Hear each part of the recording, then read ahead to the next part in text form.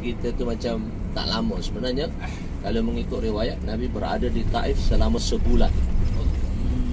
Nabi buat usaha di Taif selama sebulan. Lama lah, ada riwayat kata 3 bulan. So Nabi telah pergi ke Taif untuk mendakwahkan Bani Saqif ni. Adalah salah satu daripada Bani Saqif. Cuma diringkaskan ceritanya ialah apabila Nabi SAW telah sampai di sana, Nabi telah dilayanilah dengan perkara yang tak elok, dan Nabi telah dikeluarkan daripada Taif ni. Nabi SAW telah dikeluarkan daripada Taif dengan dihujani batu. Kita dihujani air, ni hujan batu. Kalau hujan batu, kalau hujan air basah, tapi kalau hujan batu berdarah.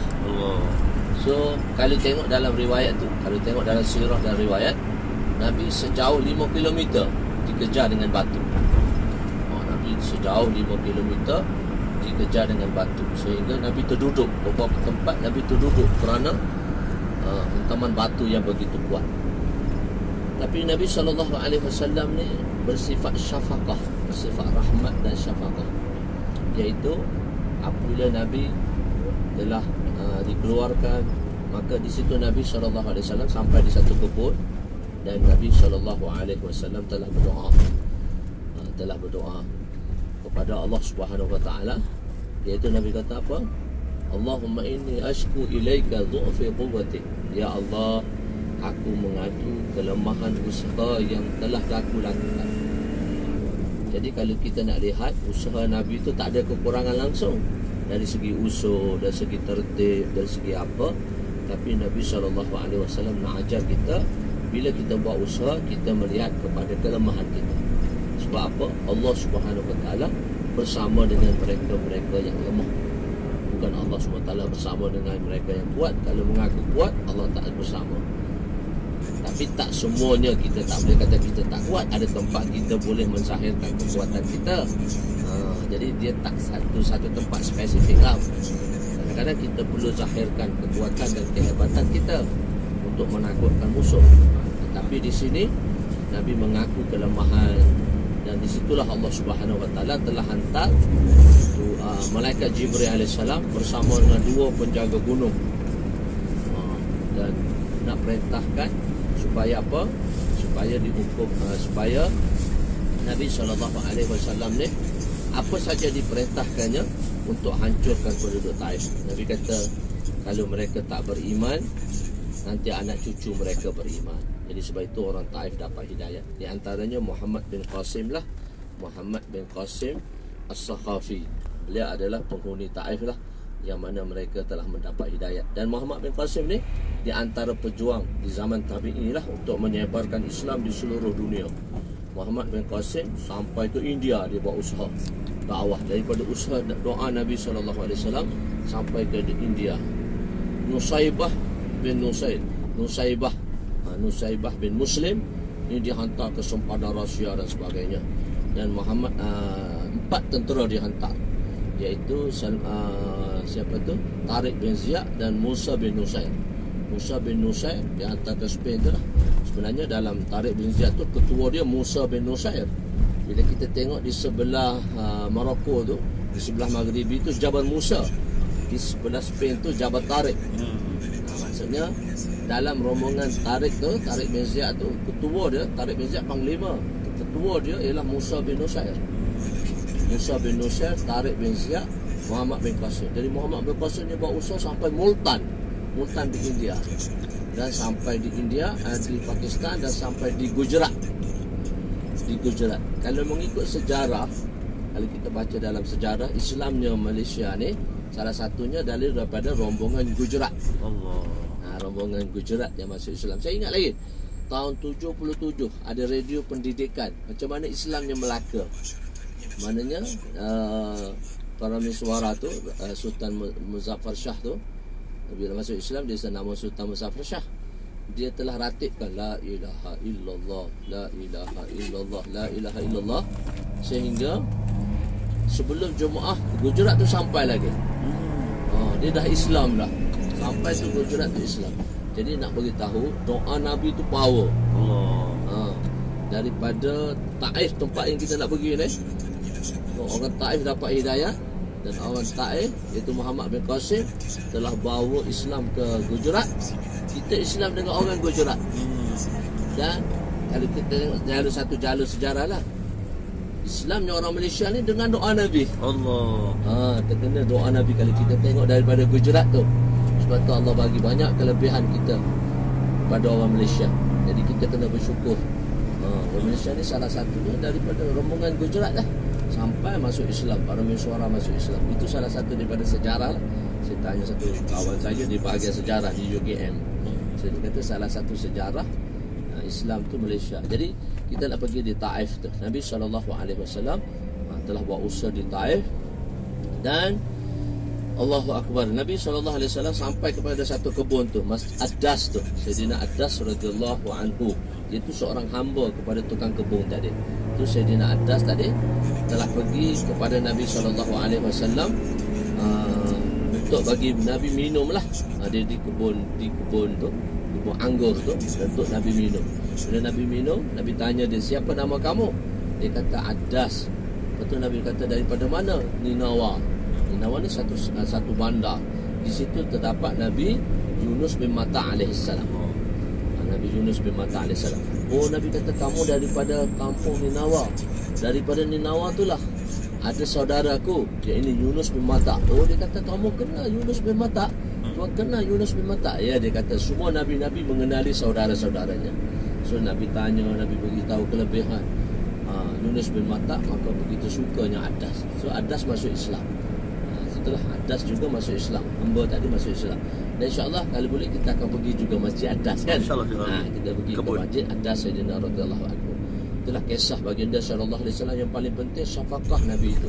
Macam mana keadaan baginda sallallahu alaihi wasallam, Nabi begitu syafaqah, dan doa baginda sallallahu alaihi wasallam untuk orang-orang Taif. Jadi sini insya-Allah kita nak pergi ni tengok kesan-kesan pengorbanan baginda sallallahu alaihi wasallam, supaya macam mana Ustaz Mansur kata, supaya kita ada jizbah. Ni bukan jizbah siddiqi, ni jizbah nabiyyi. Allah. Dua-dua campur, jizbah siddiqi serta jizbah nabiyyi. Siddiqi dan nabiyyi. Masya-Allah. Dua-dua ni gabung jadi power, insya-Allah. Amin. Allah Taala terima kita semua. So baki tu kita serah kepada Ustaz ni. Ustaz. Sahibul Bait, Sahibul Jabal.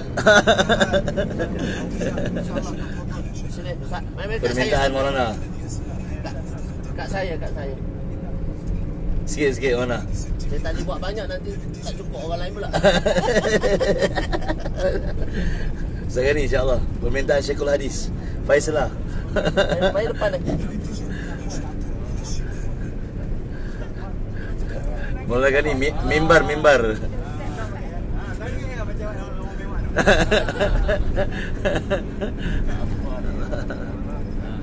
Saya tinggal banyak lagi gantan. Ahli dia di sini. Jangan larang kau. Bismillahirrahmanirrahim. Nahmaduhu wa nusalli wa nusallimu ala rasulil karim, amma ba'd.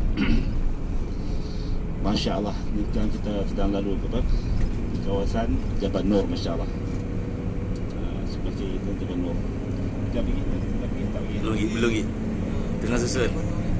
Kena bawa rubber mana? Sahibul Jabal. Baik dapat. Allahu Akbar. Dia sebenarnya nak cerita kisah-kisah ni, duduk kat situ baru syok. Duduk kat situ, dia kat tempat dia cerita baru macam orang ada bayar lah. Cerita hantu kena cerita kat gelap kan. Cerita apa nama ni, sama kat cerita kisah-kisah kan, Anbiya alaihi salam, kisah sahabat ni berada di situ. Kita kisahkan, insya-Allah dia datang zuk tu, datang aura tu. Kita lampas ni tak apa nak zuk kan. Dia tu insya-Allah kita akan sambung kat Taif, insya-Allah. Sikit sejarah Mekah mana? Sikit sikit mana? Mekah sejarah Mekah. Allahu Akbar. Yes, Allahu Akbar. Jadi alhamdulillah tuan-tuan, syukur kepada Allah Subhanahu Wa Taala. Ni Jabal Nur, insya-Allah. Jabal Nur kita akan panjat insya-Allah. Banyak insya-Allah. Kalau kita akan naik dengan Ustaz Farhan, Jabal Nur. Lepas Jabal Nur, insya-Allah Jabal Sur.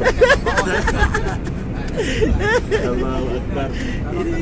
Ha? Amin ya Allah. Kita usung dah. Ya Allah Akbar. Dari setiap jengkal, setiap inci tanah Mekah ni, Allah Subhanahu wa taala berkatkan. Allah Subhanahu wa taala nilaikan dengan keberkatan Nabi sallallahu alaihi wasallam.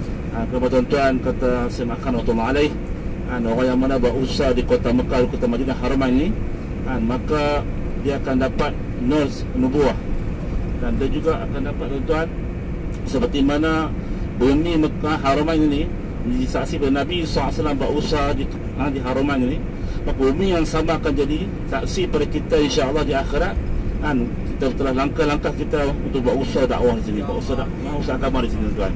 Itu insya-Allah kita datang sini walaupun kita bernama kita datang sini, kita ziarah apa semua, kita niatkan insya-Allah kita dalam kurus insya-Allah berusaha agama.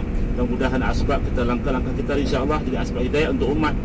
Orang tengok kita suka pada agama, orang tengok kita ingat pada Allah, orang tengok kita masya-Allah jadi teringin nak amalkan agama masya-Allah. Tuan-tuan, di tempat yang sangat berkat tuan-tuan, sangat masya-Allah diberkati Allah Subhanahu wa taala. Tempat yang mana Kelantan tidak ada penghidupan, di sini tempat Allah hidupkan agama. Padahal Allah hidupkan tempat-tempat yang lain. Switzerland tempat yang cantik, kata apa nama usahakan, tempat paling cantik masya-Allah. Sungai ada hijau, sungai merah, sungai biru. Tapi Allah tak pilih ambil untuk berusaha di sana. Tapi Allah pilih tempat Kelantan tuan-tuan. Tempat tidak ada penghidupan, kata semakan rahmatullah alaih, ketika benar Ibrahim alaihissalam sampai di kota Mekah ini, dan letak saja Hajar alaihissalam dekat sini dengan Ismail alaihissalam, maka tuan-tuan kata ulama 500 km keliling tidak ada penghidupan. Dari sinilah Allah telah hidupkan agama di sini. Hingga dikatakan tuan-tuan, sampailah surah alam hari ini masya-Allah, Allah telah masukkan agama setiap pintu-pintu, pintu-pintu rumah insya-Allah. Sebab pada pengorbanan Ibrahim alaihissalam insya-Allah. Jadi maksudnya Allah SWT telah nak beritahu kepada kita, bukanlah kita berhajat kepada kebendaan, berhajat kepada apa-apa yang berkaitan dunia ini untuk hidupkan agama.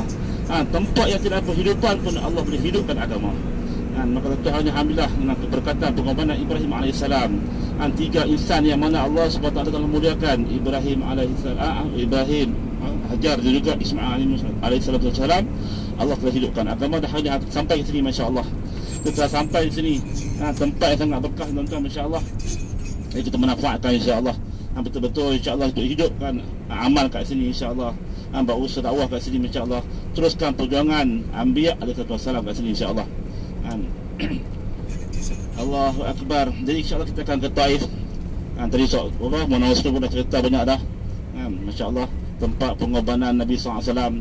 Nabi SAW nak ke Taif, bersama dia ingat apa nama tempat di situ merupakan tempat keluarga angkat Rasulullah. Masya-Allah. Kalau setelah kita Taif nanti kita akan pergi ke tempat Bani Sa'ad, lebih kurang dalam 60 km daripada Taif. Nabi SAW dia berhajat, kalaulah aku dapat pergi ke Taif, mungkin orang sana dapat terima aku. Kenapa? Di situ aku pernah jadi anak angkat di situ. Mungkin mereka akan terima aku. Tapi sebaliknya yang berlaku tuan-tuan, bukan mereka menyambut Nabi SAW dengan baik, malah mereka telah mengeluarkan kata-kata kesat dari Nabi SAW. Inilah tuan-tuan kegigihan Nabi SAW. Saya pun nak pergi kedai kat, nak beli kat sarapan kat ni. Semua sedia insya-Allah. Tak sikit, semua sedia insya-Allah. Semua sedia insya-Allah. Amin insya-Allah.